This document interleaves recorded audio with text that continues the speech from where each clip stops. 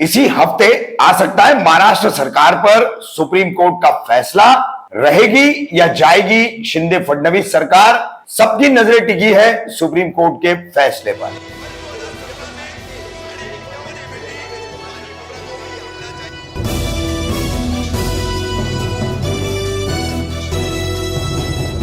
मैं रफीक कामदार, हिंदुस्तानी रिपोर्टर में आपका स्वागत है। बहुप्रतीक्षित ऐसा सुप्रीम कोर्ट का एक फैसला जिसका सभी को लंबे समय से इंतजार है।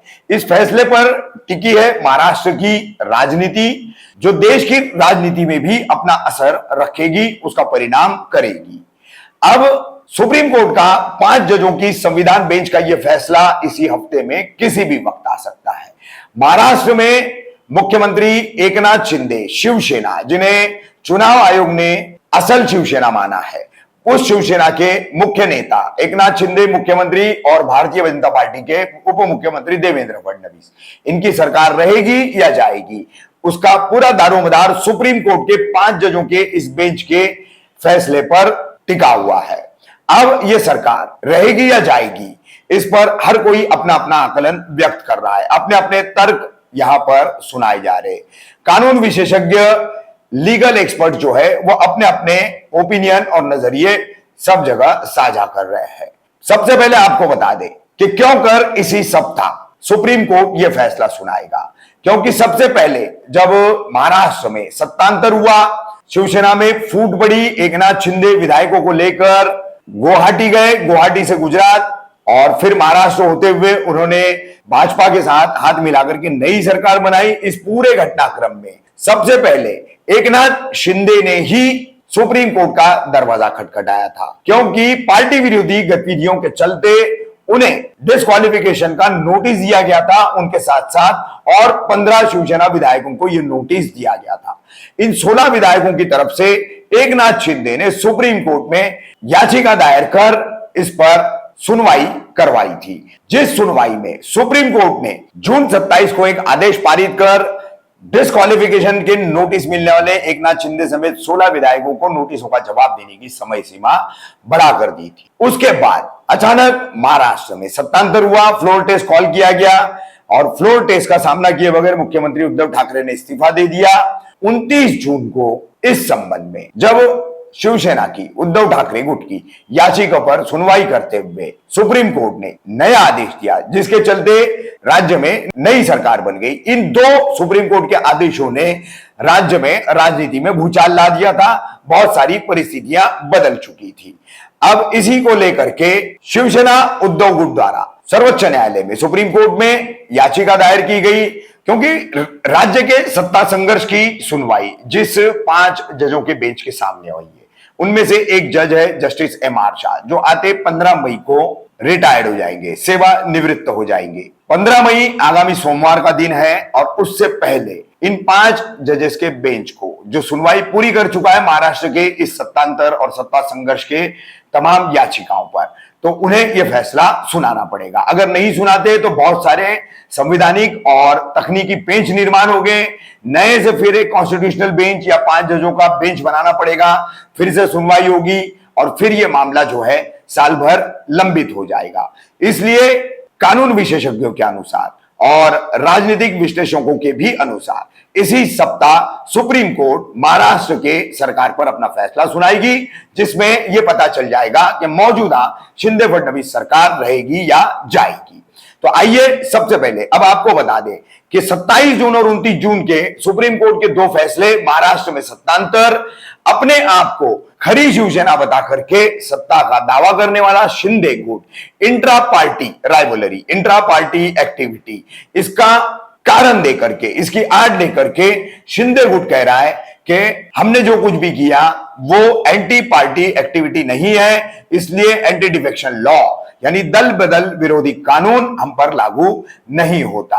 वहीं आपको बता दें कि इस पूरे मामले में शिवसेना उद्धव बालासाहेब ठाकरे गुट की तरफ से सुनवा जो याचिकाएं दायर हुई, उसके पहले एकनाथ शिंदे की याचिकाएं, ऐसी कुल जितनी भी याचिकाएं हैं उन सबकी सुनवाई इन 5 जजेस के बेंच के सामने हुई।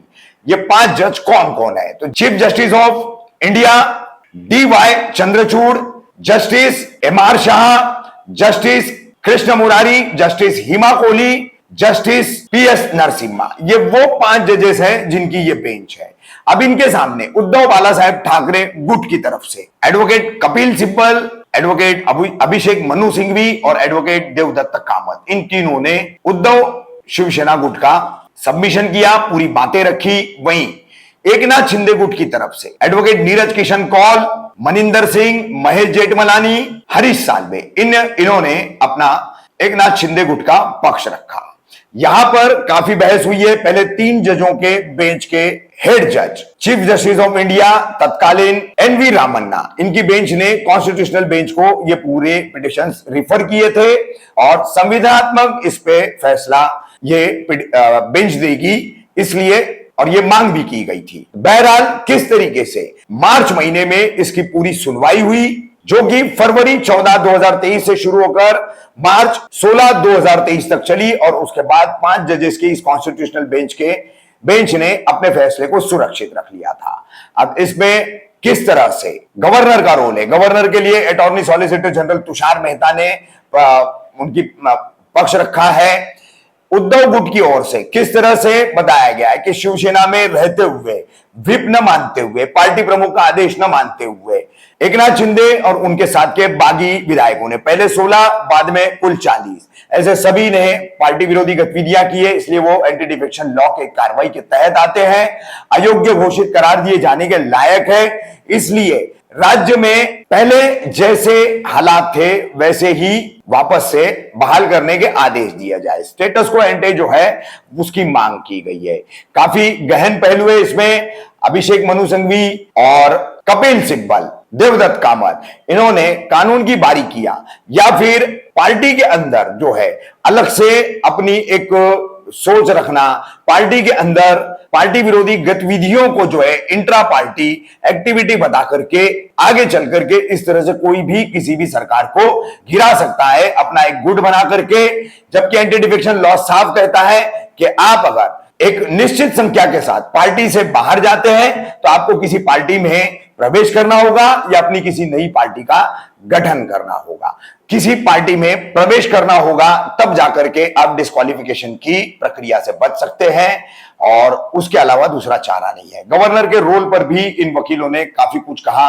गवर्नर ने कैसे संवैधानिक मर्यादाओं को लांघते हुए फ्लोर टेस्ट के आदेश दिए, कैसे बागी विधायकों को उन्होंने सुनिश्चित किया, उनकी निशानदेही की, उनकी शिकायतों पर ही उन्होंने ये सारा काम किया।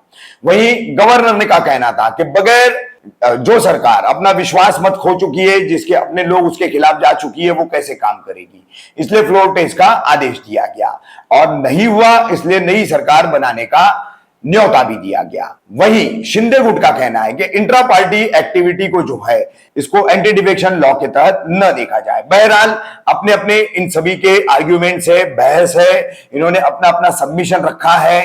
अब chief justice of supreme court India DY Chandrachud और उनके ये तमाम साथी, रिटायर्ड होने वाले जस्टिस MR शाह, ये किस तरह से इसको 4-1 से 3-2 से या 2-3 से अनोनिमस किस तरीके का फैसला सुनाएंगे, क्योंकि लोकतंत्र के लिए, जनतंत्र के लिए इस तरीके से सरकारों को अचानक गिरा देना काफी हानिकारक है।